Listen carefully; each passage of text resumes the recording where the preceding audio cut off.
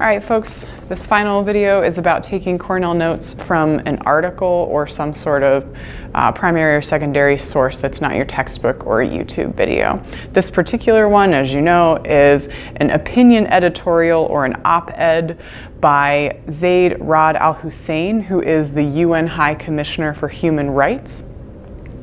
And you can go ahead and note that in your notes if you want or not. But the important part about taking Cornell Notes from an article, such as an opinion editorial, is to understand and pay special attention to how the author breaks up their argument and what are the sections of the article and their argument.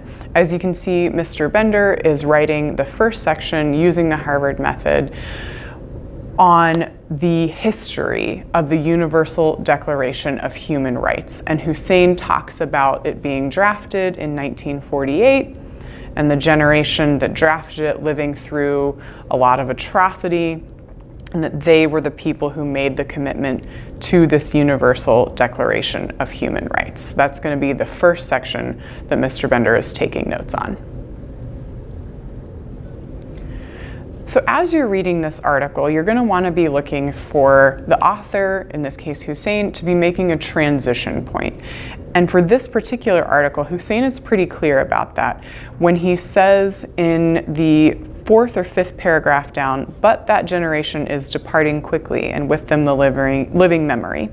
Now, and that's when he's indicating to you as a reader, we're shifting here. I'm going to tell you something different. So that's why Mr. Bender has gone to Roman numeral 2 and is going to be taking notes on what Hussein says after that shift. And that's his clue for you that he's shifting. And so these are the paragraphs as you move down the page, the last three. We are moving backward. We are moving backward. This is where we're going. And that's what Mr. Bender's doing now.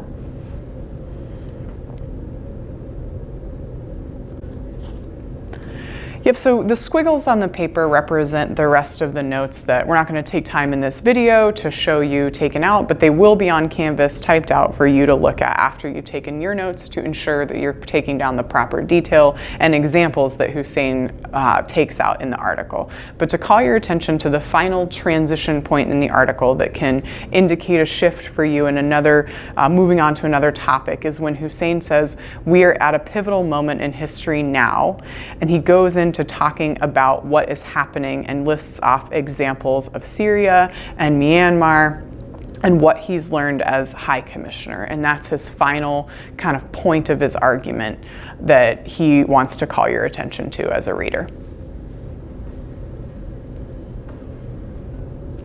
All right, so the final part again about taking your Cornell Notes after you've taken all your details in the right-hand column, you want to do a 2 to 3 sentence summary of the reading or video or article that you've read.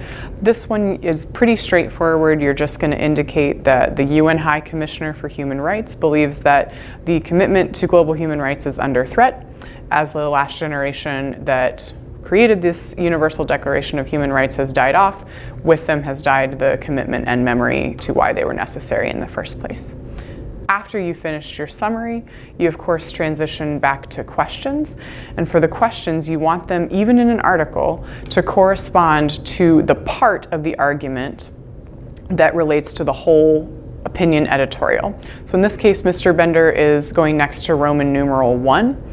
And the question is, how and why was the Universal Declaration of Human Rights developed? Take a look back at these notes, the full notes on Canvas, and see if you can tell that that question asks what the right side notes answer. That question is answered by the notes that you've taken on the right.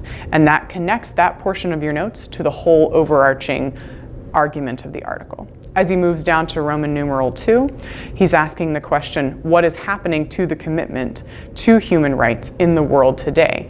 That question is framing the notes and the details that he's taken down in the examples that Hussein lists that he took down in the right.